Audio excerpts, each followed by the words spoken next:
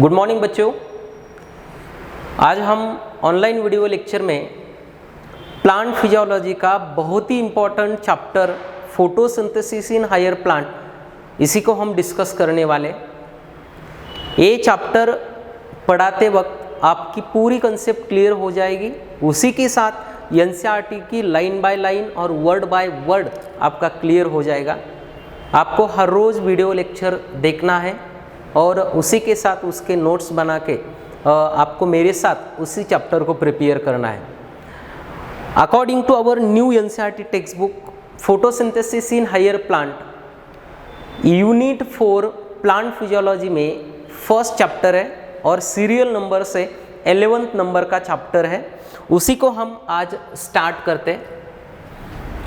Chapter name है photosynthesis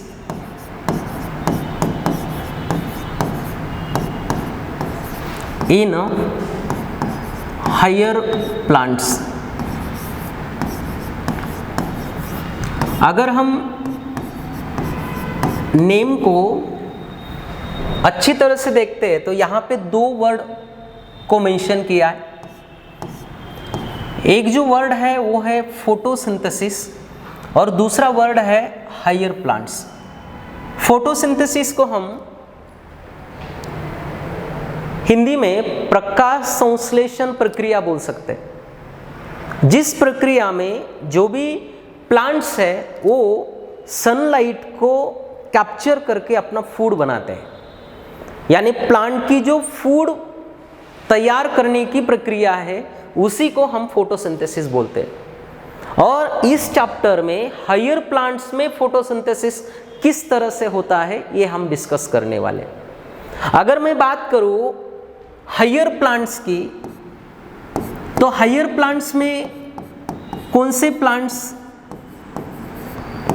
को mention करते हैं? तो हायर प्लांट्स जिस भी प्लांट में वैस्कुलर टिश्यू प्रेजेंट होते हैं उसे हम हायर प्लांट्स बोलते हैं। यानी हायर प्लांट्स को हम वैस्कुलर प्लांट्स बोल सकते हैं, वैस्कुलर प्लांट्स। और वैस्कुलर प्लांट्स मतलब क्या है? जिस भी प्लांट में जाइलम और फ्लोएम है, जाइलम एंड फ्लोएम प्रेजेंट है, तो उन प्लांट को हम वैस्कुलर प्लांट या हायर प्लांट बोलते हैं।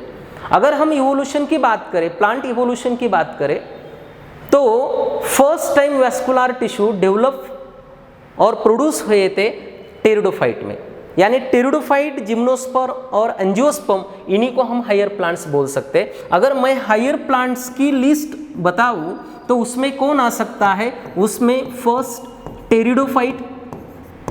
टेरिडोफाइट्स, उनके बाद जिम्नोस्पर्म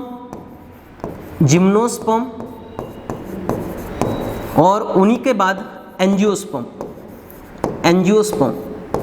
इन तीन क्लास को हम हायर प्लांट्स बोल सकते हैं। टेरिडोफाइट, जिम्नोस्पर्म और एंजियोस्पर्म ये हायर प्लांट्स हैं। और उन्हीं के साथ जो रिमेनिंग आल्गी जिसमें भी फोटोसिंथेसिस होता है, और ब्रायोफाइट, आल्गी और ब्रायोफाइट, इन दोनों को हम बोल सकते हैं लोअर प्लांट्स में अल्गी और ब्रायोफाइट, हायर प्लांट्स में टेरिडोफाइट, जिम्नोस्पर्म और एंजियोस्पर्म। तो हायर प्लांट में मोस्टली फोटोसिंथेसिस कैसे होता है ये इस चैप्टर का हमारा मेन पार्ट है। और ये जो भी 5 क्लास है, अल्गी होगा, ब्रायोफाइट, टेरिडोफाइट, जिम्नोस्पर्म और एंजियोस्पर्म, इन पांचों क्लास को हम प्लांट किंगडम में 1 बाय 1 डिस्कस करते हैं। उस चैप्टर के वक्त हम इनको भी डिटेल में देखेंगे। तो मैं स्टार्ट करता हूं फोटोसिंथेसिस की डेफिनेशन से। और फोटोसिंथेसिस की डेफिनेशन क्या हो सकती है? फोटोसिंथेसिस हम किसे बोल सकते हैं? तो फोटोसिंथेसिस का सिंपल मीनिंग है synthesis of complex organic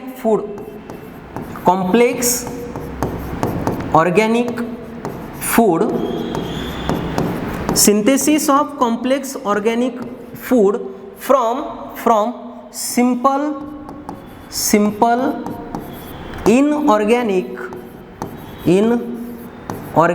simple inorganic compounds in the presence of sunlight, in the presence of sunlight and chlorophyll A with release of oxygen as a byproduct। हमने definition को satisfy किया है। Photosynthesis हम किसे बोल सकते हैं? Synthesis of complex organic food by using simple inorganic compound in the presence of sunlight or chlorophyll A with release of oxygen is called photosynthesis। इसे हम photosynthesis बोल सकते हैं। अभी इसी डेफिनेशन को अगर मैं अगर स्ट्रक्चर के फॉर्म में लिखता हूँ तो सिंपल इनऑर्गेनिक कंपाउंड कौन से यूज़ कर रहे हैं हम? तो इसमें 6CO2 प्लस 12H2O यानी कार्बन डाइऑक्साइड और वाटर यूज कर रहे हैं, और यूज कर रहे हम सनलाइट और क्लोरोफिल ए को, और हम प्रोड्यूस कर रहे हैं कॉम्प्लेक्स ऑर्गेनिक फूड यानी glucose C6H12O6 plus 6O2। Oxygen release होता है इसमें, और 6CO2 plus 12H2O it gives C6H12O6, मतलब ये क्या है? हमारा ग्लूकोज फॉर्म होता है। तो हम बोल सकते हैं एंड प्रोडक्ट ऑफ फोटोसिंथेसिस क्या है? ग्लूकोज है। इसमें फोटोसिंथेसिस का एंड प्रोडक्ट क्या है? ग्लूकोज है with release of oxygen. Oxygen release होता है एज अ बाय प्रोडक्ट। ये हमें फोटोसिंथेसिस का इक्वेशन बहुत जरूरी है एग्जाम पॉइंट ऑफ व्यू। अगर हम फोटोसिंथेसिस की बात करते हैं तो फोटोसिंथेसिस कैसी प्रोसेस है? फोटोसिंथेसिस एक रिडॉक्स रिएक्शन है। फोटोसिंथेसिस रिडॉक्स रिएक्शन है, रिडॉक्स। सर इसी को रिडॉक्स रिएक्शन क्यों कहते हैं? तो इसमें हमें reduction as well as oxidation देखने को मिलता है। जैसे कि यहाँ पे जो CO2 होता है उसका रिडक्शन होता है। CO2 अंडरगो रिडक्शन, और जो ऑक्सीजन है उस जो ऑक्सीजन नहीं, यहाँ पे जो वाटर हमने यूज़ किया है उसका क्या होता है? तो ऑक्सीडेशन होता है। यस, यानी एक कंपाउंड का, एक मॉलिक्यूल का हो रहा है रिडक्शन, दूसरे का हो रहा है ऑक्सीडेशन। इसी वजह से फोटोसिंथेसिस कैसी प्रोसेस है? रिडॉक्स प्रोसेस है। लक्ष्य ध्यान में रखना है। इसके बाद हम और भी फोटोसिंथेसिस कैसी प्रोसेस है? तो फोटोसिंथेसिस एनाबॉलिक प्रोसेस है। फोटोसिंथेसिस को हम एनाबॉलिक प्रोसेस क्यों बोलते हैं? क्योंकि फोटोसिंथेसिस में एनर्जी यूज करके फूड प्रोडक्शन हो रहा है। तो एनर्जी, जिस भी प्रोसेस में एनर्जी का यूज होता है वो एनाबॉलिक प्रोसेस होते हैं। जैसे कि फोटोसिंथेसिस में हमने सनलाइट को यूज किया है। ये नेक्स्ट, इसके बाद हम बोल सकते हैं कि फोटोसिंथेसिस एंडरगोनिक प्रोसेस है। एंडरगोनिक मतलब क्या है सर? एंडरगोनिक का ही मतलब है एनर्जी कंज्यूमिंग प्रोसेस है। एंडरगोनिक प्रोसेस है फोटोसिंथेसिस, एंडरगोनिक प्रोसेस है। इसी के साथ फोटोसिंथेसिस फिजिको केमिकल प्रोसेस है। फोटोसिंथेसिस फिजिको केमिकल प्रोसेस है। इसका मतलब क्या है? तो फोटोसिंथेसिस में फिजिको मतलब लाइट एब्सॉर्प्शन की जो प्रक्रिया होती है, लाइट एब्सॉर्प्शन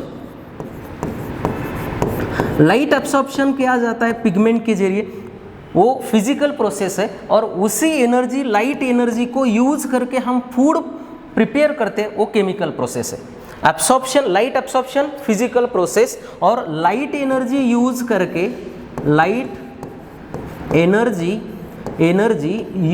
करके, हम यूज करके जो फूड प्रोड्यूस कर रहे हैं, फूड मतलब ग्लूकोज तैयार कर रहे हैं, उसी को केमिकल प्रोसेस बोल सकते हैं। यानी फोटोसिंथेसिस फिजिको केमिकल प्रोसेस है, ये हमें मालूम होना चाहिए। जैसे कि हमने बोला फोटोसिंथेसिस एनाबॉलिक प्रोसेस है, फोटोसिंथेसिस एंडरगोनिक प्रोसेस है, फोटोसिंथेसिस फिजिको केमिकल प्रोसेस है, फोटोसिंथेसिस रिडॉक्स प्रोसेस है। ये चार नेम उसके मालूम होना जरूरी है। उसके बाद हम बोल सकते हैं फोटोसिंथेसिस में, अगर फोटोसिंथेसिस का मेन इंपॉर्टेंस क्या है? फोटोसिंथेसिस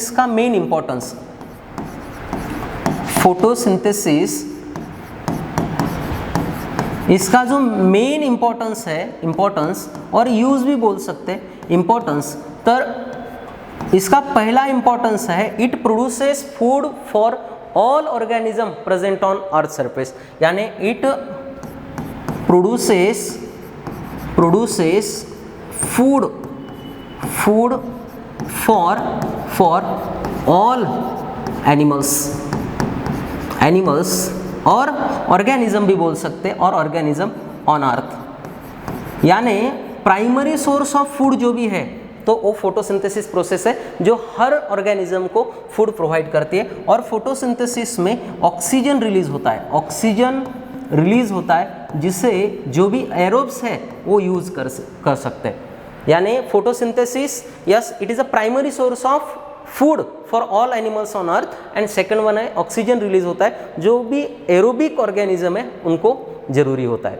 नेक्स्ट, उसके बाद हम फोटोसिंथेसिस में हम टाइप ऑफ ऑर्गेनिज्म देखते हैं। टाइप ऑफ ऑर्गेनिज्म, अगर हम टाइप ऑफ ऑर्गेनिजम्स की बात करते हैं तो दो तरह के ऑर्गेनिजम्स होते हैं। जैसे कि इस टॉपिक को फोटोसिंथेसिस में थोड़ा मेंशन किया है, रिस्पिरेशन में डिटेल में, उस टॉपिक को यहाँ पे हम कंप्लीट कर सकते हैं। टाइप ऑफ ऑर्गेनिज्म में दो तरह के ऑर्गेनिज्म है। एक जो ऑर्गेनिज्म है जो खुद का फूड खुद प्रिपेयर कर सकते हैं, उन्हें हम बोल सकते हैं एटोट्रॉप्स,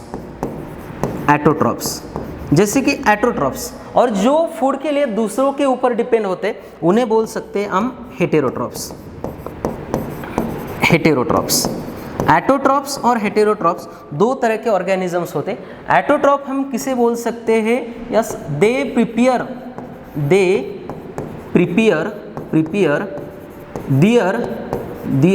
देयर ओन फूड, जो खुद का फूड खुद प्रोड्यूस कर सकते हैं, प्रिपेयर कर सकते हैं, उन्हें हम एटोट्रॉप्स बोल सकते हैं। और यस, दे डिपेंड ऑन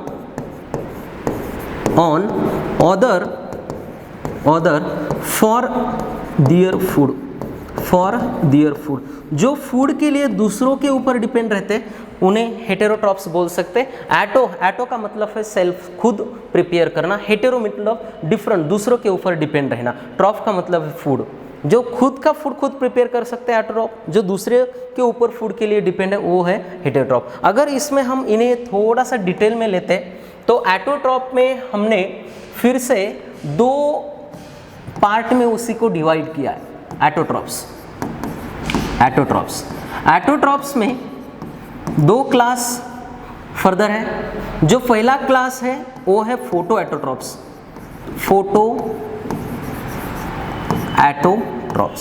अगर फोटो एटोट्रॉप्स हम किन ऑर्गेनिज्म को बोल सकते हैं? फोटो का मतलब है लाइट, एटोट्रॉप्स मतलब खुद का फूड खुद प्रिपेयर करना। अगर लाइट यूज करके कोई अगर खुद का फूड खुद प्रिपेयर कर सकता है तो उन्हें हम फोटो एटोट्रॉप्स बोल सकते हैं। यानी हम सिंपल उन्हें मेंशन कर सकते हैं, prepare their own food by using sunlight. अगर कोई सनलाइट का यूज करके खुद का फूड खुद प्रिपेयर कर रहा है तो उन्हें हम बोल सकते हैं फोटो एटोट्रॉप्स। फोटो एटोट्रॉप्स में जैसे कि अगर हम इनके एग्जांपल्स देख सकते तो all higher plants are photoautotrophs, यानी हम सब हायर प्लांट्स को इस कैटेगरी में रख सकते हैं। हायर प्लांट्स के बाद यहाँ पे जो भी क्राइसोफाइट्स है, क्राइसोफाइट्स में डायटम्स, डेस्मिड्स आ सकते हैं, या डाइनोफ्लैजेलेट्स जो भी है, डाइनोफ्लैजेलेट्स ये भी इसमें आ सकते हैं। यूग्लेनॉइड्स जो है वो भी इसमें आ सकते हैं। और मोस्ट साइनोबैक्टीरिया है वो भी फोटो एटोट्रॉप की कैटेगरी में आ जाएंगे। नेक्स्ट, हायर प्लांट्स, क्राइसोफाइट्स यानी dinoflagellates, euglenoid, cyanobacteria, these are all photoautotrophs. इसके बाद फोटो एटोट्रॉप्स के बाद सेकंड जो भी कैटेगरी है वो है कीमो एटोट्रॉप्स।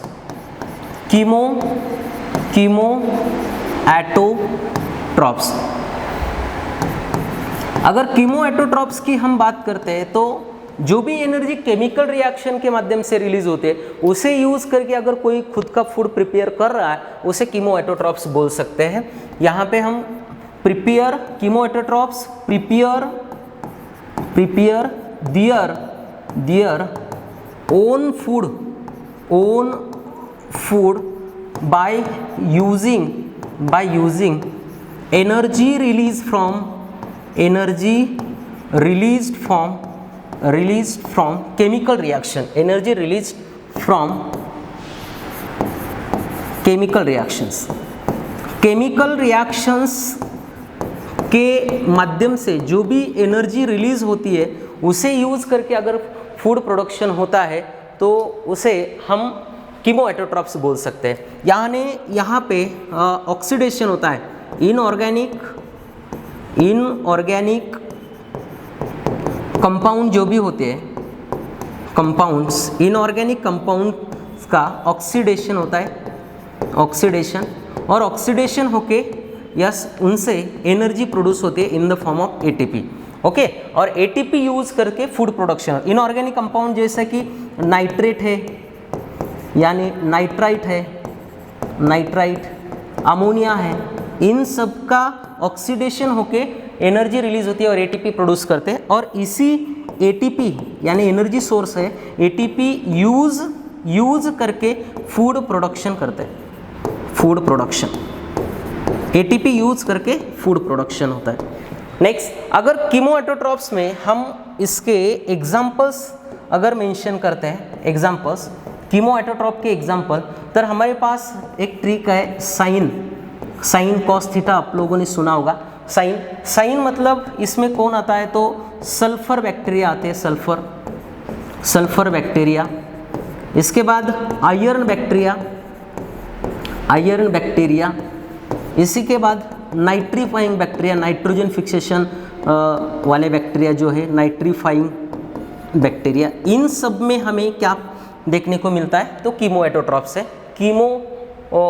कीमोएटोट्रॉप्स में कीमोएटोट्रॉपिक फोटोसिंथेसिस देखने को मिलता है।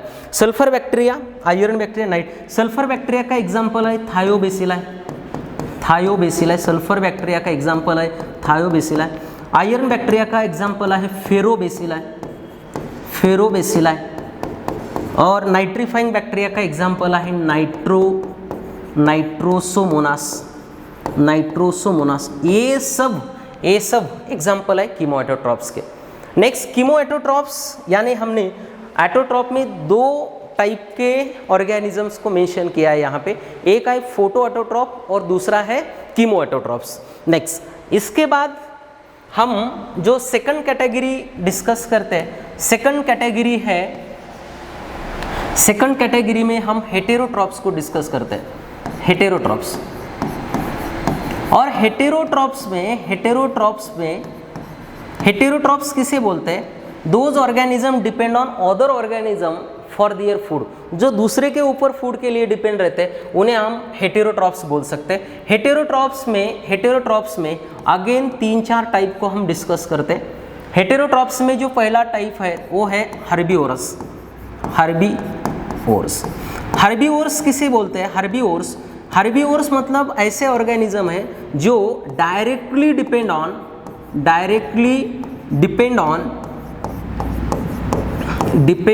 On plants for their food. वो फूड के लिए दूसरे प्लांट के ऊपर डिपेंड है, उन्हें बोलते हैं हर्बीवोरस में जैसे कि इसका अगर हम एक एग्जांपल लेते हैं, हर्बीवोरस आपको पता होगी, गोट क्या खाती है? गोट यस, ग्रासेस को खाती है, तो डायरेक्टली प्लांट के ऊपर डिपेंड है। काऊ अगर हम लेंगे, काऊ भी डायरेक्टली ग्रास के ऊपर डिपेंड है, प्लांट के ऊपर डिपेंड है। जैसे कि गोट, काऊ ये हर्बीवोरस हो गए, या डियर हो गया जो हर्बीवोरस है। सेकंड वन है कार्निवोरस। अगर कार्निवोरस की बात करते हैं तो कार्निवोरस में हमें देखने को मिलता है, कार्निवोरस में yes indirectly depend on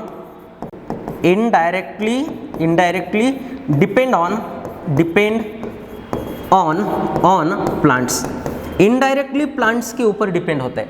indirectly depend on plants, इसका मतलब क्या है, जो directly depend on animals.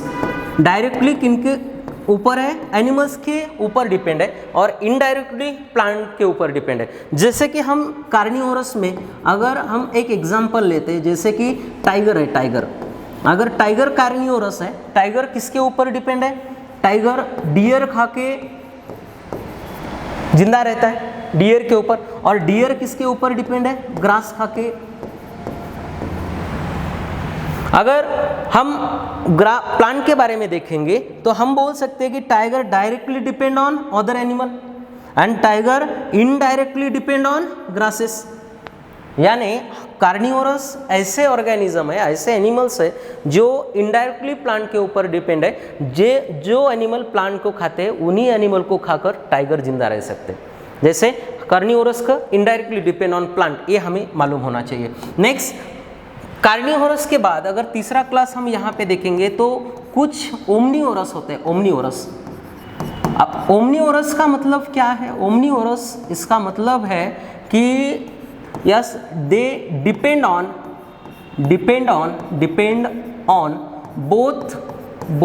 Both plant and animals, plants and animals for their food.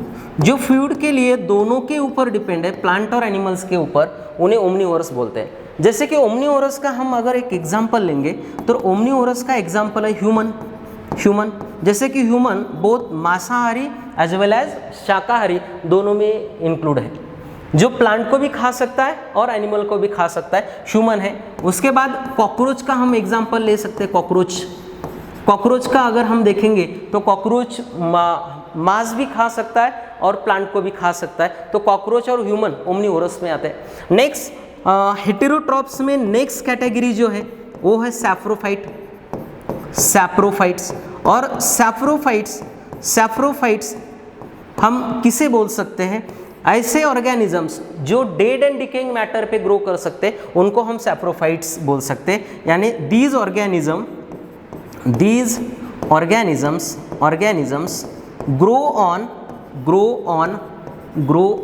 dead and decaying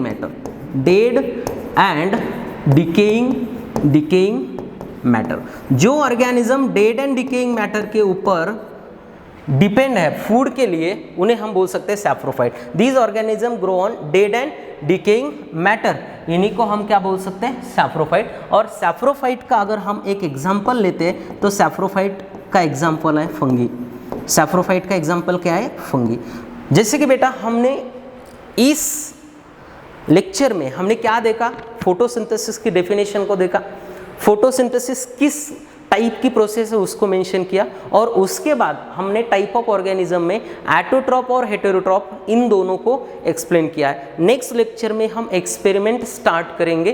thank you very much. आप सभी को ये लेक्चर देखना है और अपने फ्रेंड को फॉरवर्ड करना है, और अच्छा लगा तो लाइक शेयर और सब्सक्राइब करना है DTC बायोलॉजी को। Thank you.